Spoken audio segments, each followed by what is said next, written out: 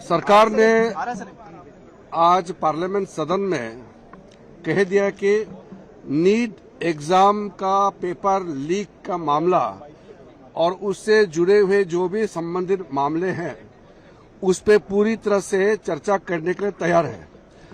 हमने पहले दिन से कहा कि सरकार कोई भी मुद्दे देश हित में और युवाओं के हित में जो भी आता है चर्चा के लिए हमेशा तैयार है, लेकिन उसके लिए किस नियम के तहत चर्चा करना है वो तो तय करना पड़ेगा।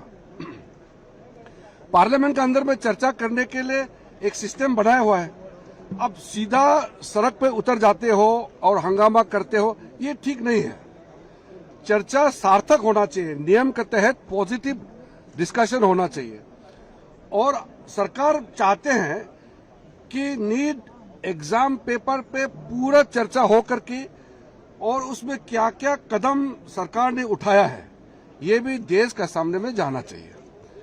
और नीट के पेपर लीकेज के बाद जो घटनाएं हुए हैं उसका भी ब्यौरा सरकार सदन में देंगे, देश को बताएंगे और क्या क्या कार्रवाई किया है ये भी देशवासियों को जानने का पूरा अधिकार है।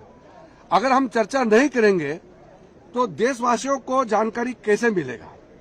लेकिन हमारे बात सिर्फ इतना ही है कि किसी नियम के तहत चर्चा करने के लिए स्पीकर साहब के साथ बैठ करके सब पार्टी ये तय करे, सबसे पहले कब चर्चा करना है वो तय करे, सरकार मंजूर है।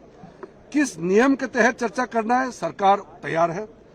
और कितने लंबे चर्चा होना चाहिए, कितने घंटे का चर्चा होना है ये भी सब पार्टी का लीडर स्पीकर के साथ बैठ करके तय करे, सरकार पूरा मंजूर है। जितना लंबा बहस होगा सरकार पूरा अपने बात देश के लोगों को बताने के लिए पहले दिन से कह रहे हैं और युवाओं का भविष्य के लिए क्या क्या कदम उठाया है और क्या कदम उठाना चाहिए इसका भी बहुत सार्थक बहस होना ही चाहिए।